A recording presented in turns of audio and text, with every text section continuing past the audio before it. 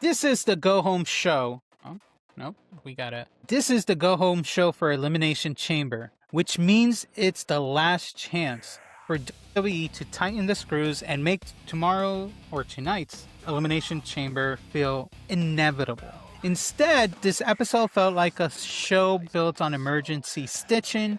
We got chaos at the start, politics backstage, we need another heel in the chamber scramble, and several matches that range from genuinely solid to oddly laid out, to completely carried by one depressed man flopping onto an announcer table.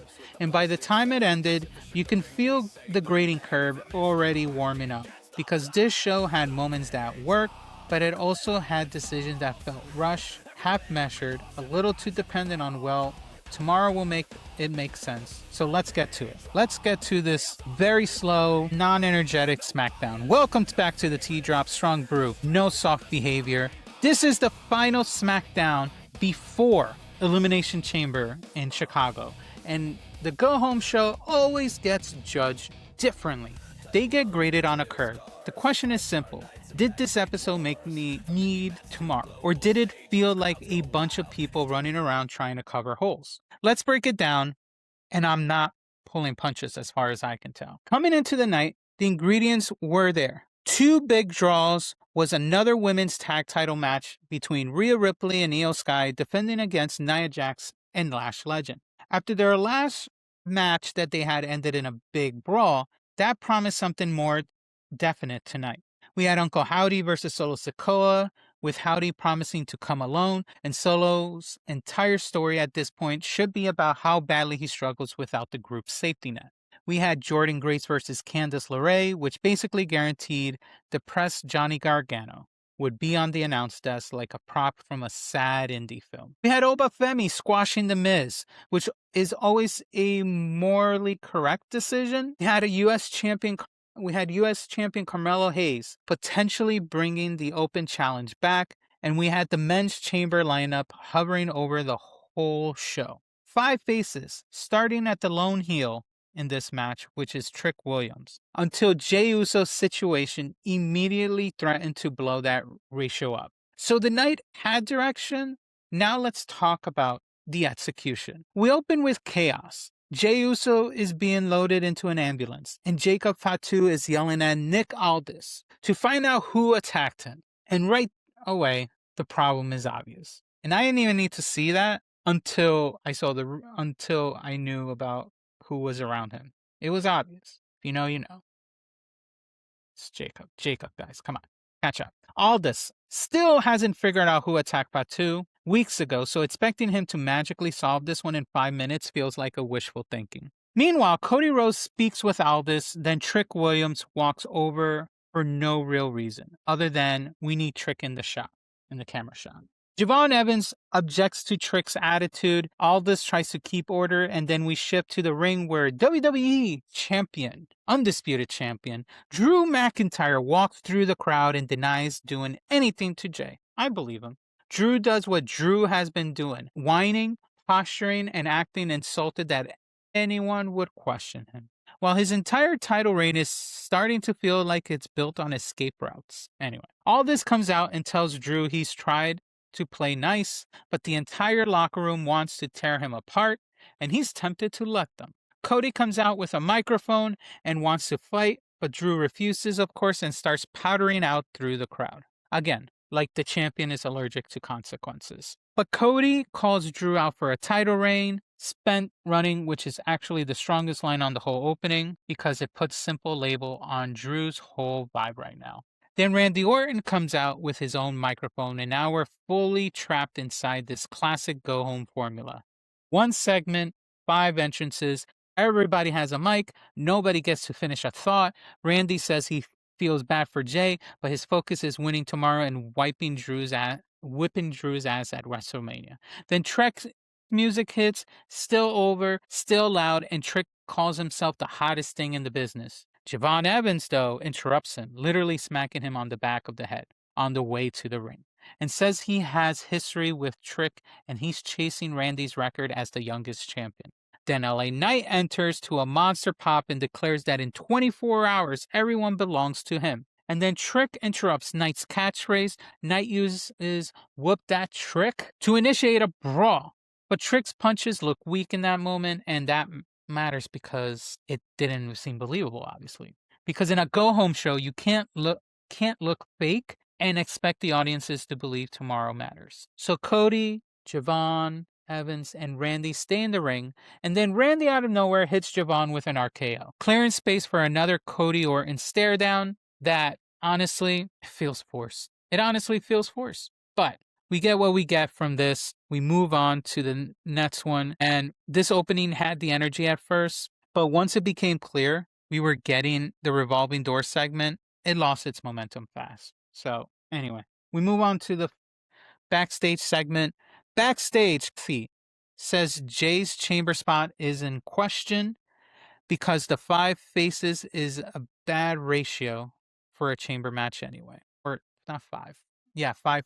Yeah, there were 5 faces. So 5 faces, yeah, because of 5 faces is a bad ratio for a chamber match anyway. So it's a nice reset, I would say. And we don't, believe it or not, we don't get to see someone freaking yeeting and rolling it back in the middle of a freaking chamber match, which I'm thankful for. But anyway, Tiffany Stratton shows up and says every woman knows better than to attack her during Mania season. Asuka and Kairi Sane arrive, and after some barbs, Kairi asks Tiffany if she's a jellyfish because her outfit has hanging tassels. Anyway, it's a simple joke, but it actually lands because Kairi's delivery is naturally funny without breaking. We move on to what is our first match of the night between Solo Sikoa and Uncle Howdy. Solo Sikoa heads to the ring alone and with the lantern. And after the break, the commercial break, we get the recap package reminding you this feud has been going on for months, and I'm hoping it ends sometime this month too. Well, maybe March. Uncle Howdy comes out alone as promised. The match begins with circling and a few tie-ups, but the crowd doesn't seem invested, even with the lantern and the mythology. Solo tries to establish control with headlocks and shoulder blocks, but Howdy won't go down. They trade punches. Solo goes to kicks and headbutts. Howdy drops him, and Solo avoids Sister Abigail and powders. Howdy follows. Solo tries the Samoan spike, but Howdy dodges and Solo hits the post. Howdy targets his hand repeatedly, ramming it into the post and into ringside objects. And that's smart in theory because you're taking away Solo's best weapon. But the match keeps stalling into ringside brawling and slow control work, including nerve holds that drain the energy even further from the audience. Solo hits a Samoan drop. Solo goes back to the nerve hold. Howdy breaks free, lands his punches, and finally gets Sister Abigail to win. The right person won in this match. Solo losing fits the story. But for all the work put into the feud, the atmosphere being tepid is a big letdown when it came to this match that night. After the match, the Island Goons, or the MIF, whatever they're called, attack Howdy and take the lantern back. And it gets no real heat. That's honestly not something great to have for a go-home show. But it is what it is. We move to backstage for more politicking from our very own Paul Heyman. Aldis tells Drew to stay out of trouble tomorrow. Drew tries to play nice, then walks past what the show frames as the walking wounded version of Division. Then Aldis talks with Paul Heyman. Heyman claims Jay won't be in the chamber tomorrow and offers a solution. Logan Paul takes the spot. Logan puts himself over, says he'll win, and Austin Theory tries to talk, but Heyman shuts it down like he's protecting the audience from verbal damage. Aldis calls it convenient and says he has to make calls before there are any agreements, or what he says, politics. That's a key word, politics, because that's exactly what this is, a storyline explanation for WWE needing to rebalance the chamber lineup. So we move on to our next match between Tiffany Stratton and Kairi Sane. We get the hype video for the women's tag title match for later that night. Then a quick Rio interview where they say their focus. Io says Ripley will win the chamber and Jade wanders in, hoping nobody gets hurt. It feels random and forced, like Jade is trying to stay in the frame because she knows WrestleMania season is here. Then you see Tiffany heads to the ring, and instead of fighting her, Asuka sends Kairi Sane. Predictable, but it makes Asuka look smart.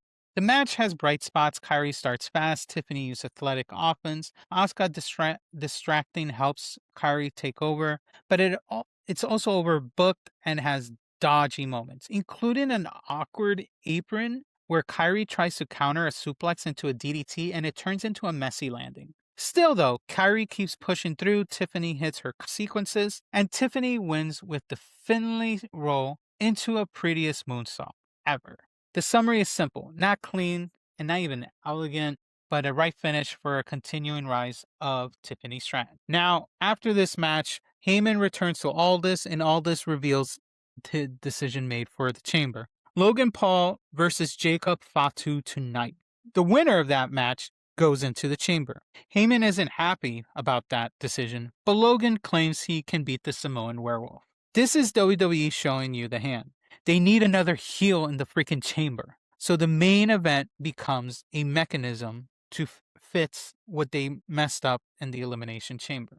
Because if you think about it, originally it was supposed to be, this proves it right here, it was supposed to be Bronson Reed in the Elimination Chamber. But because he got injured, the only two people remaining was El Grande Americano and Jey Uso. And at this point, they're both faces. So no matter what, you were getting a face because of the unfortunate events for Bronson Reed. And because of that, they had to figure out how to fix it.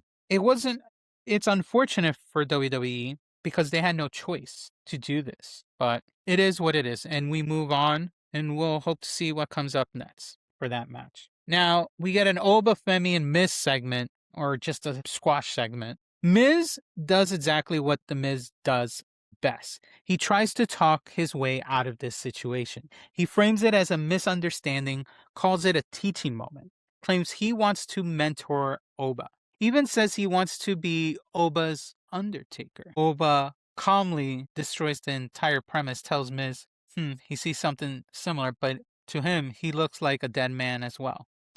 He tests the crowd about teaming with the Miz, then informs Miz he's dying tonight. Miz throws one punch that barely registers. Oba throws him around like furniture and wins with the fall from grace. He tries even to do a skull-crushing finale, and obviously he couldn't get his hands around Oba, and Oba just turns around and yells at him, and then he does the fall from grace. A great squash, exactly what it needed to be. So we move on to the next segment of the night, which is the U.S. title between Carmelo Hayes and Matt Cardona. Backstage, before all this happens, Carmelo Hayes talks to a suited Ilya Dragunov. Ilya says he can't justify a title shot right now and will come when the time is right. Hayes warns him that nothing lasts forever, and if Ilya doesn't take his shot, someone else will. Then Hayes issues the open challenge for the night, and who responds? Matt Cardona. That's certainly a choice, and the match works better than you expect because Cardona has a clear strategy. He targets the ribs to slow Hayes down. The action is good. The problem is the suspense. There's never much belief throughout this match that Cardona is actually going to win this, so the drama or the suspense and everything is limited in this match. Hayes retains with his first 48, and the post-match respect keeps both men looking professional. Solid match, not unforgettable, but go home acceptable. We get another backstage segment, but this time with the beautiful crate showing up, the big box that's going to be open during Elimination Chamber. We get mid-card chatter around the big box. R-Truth doing his ESPN bit, trying to promote it. Go get ESPN so you can watch Elimination Chamber. And then Candice wheels press Gargano.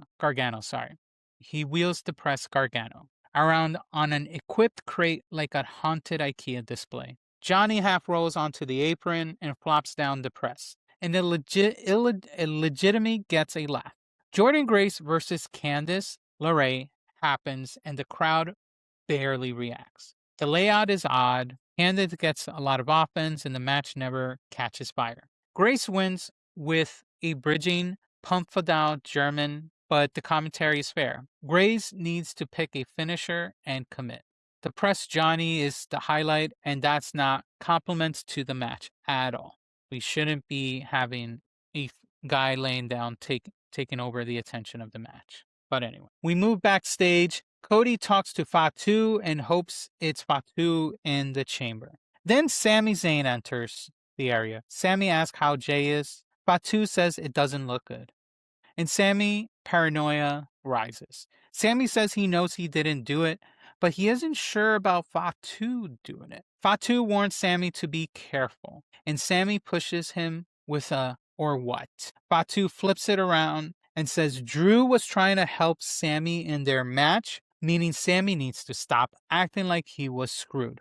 Then Fatu points back at Sami. If anyone should be looking suspicious, maybe it should be Sami. Sami apologizes, says his head is messed up, tell Fatu to win for Jay. After Fatu leaves, Sami throws a table over and looks unnerved. That's a strong character beat.